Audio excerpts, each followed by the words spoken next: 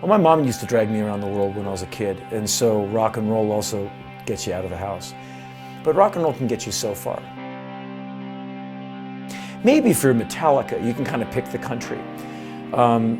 But if you really want to go really far and really wide and super obscure, there's nothing for your rock and roll in southern Sudan. There's bones, bullet casings, and a lot of thirsty people. So I decided in 1998 that I'm just going to go to Africa once a year. You see people in the most adverse climates, adverse geopolitical situations, and they bear up. And the kids are amazing. The kids are bouncing around, and you see, young kids with, signs of malnutrition. A lot of people have relatives like, yeah, my whole family got chopped to pieces by the LRA in Uganda. I'm the first one in my whole family tree who's getting to vote. My entire family got kidnapped. I'm the only one.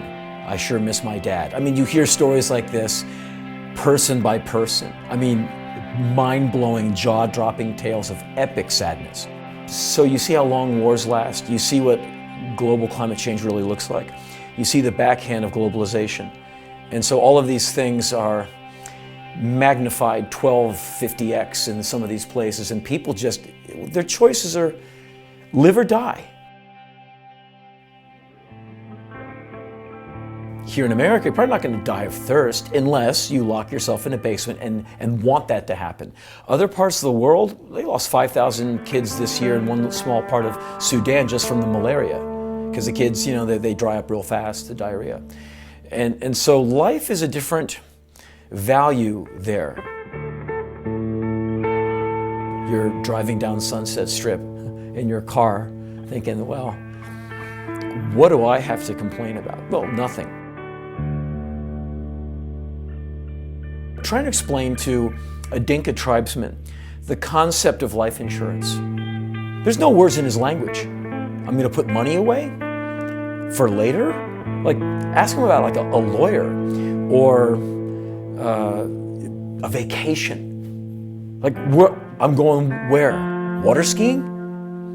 I mean, there's a different way. The West is very different than other parts of the world. I think what you have very acutely is you have a lot of people working 1 point something jobs to get point something worth of pay. So when you say, spend time with your family, I'm doing the night shift. Read a book. Are you kidding, man? I'm in traffic with my bad car trying to survive America. Well, why don't you have some compassion for your fellow American? Some fellow Americans should have some compassion for me. I'm going to get foreclosed upon. And so when you're in an environment where push is coming to shove, it's hard for people to be compassionate and friendly. They go into survival mode. So why give a major chunk of change to people halfway around the world?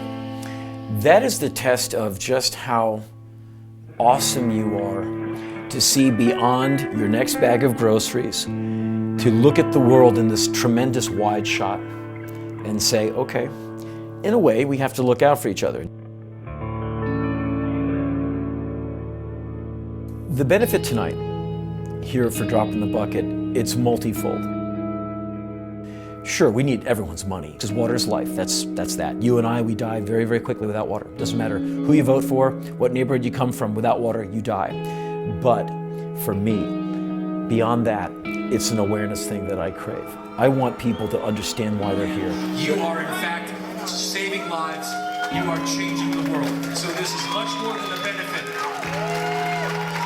And it does sound a bit kumbaya and a bit tree-huggy, but I'm not kidding you.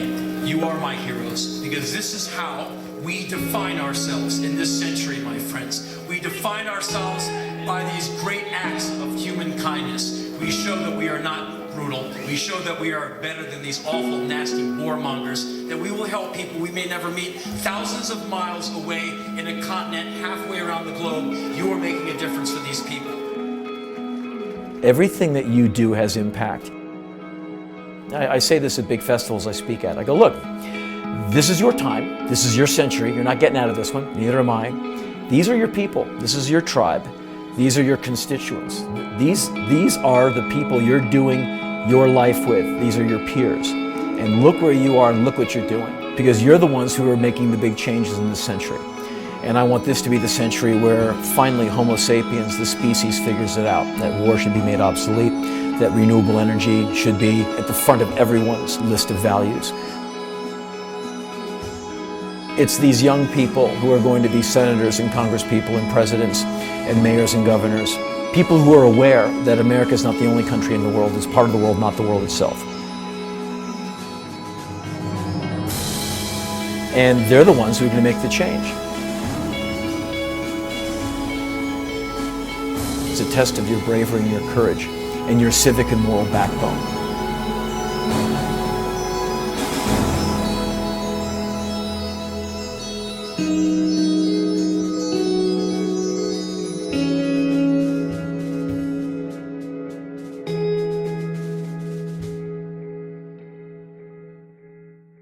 Cystic fibrosis is a very interesting disease to have.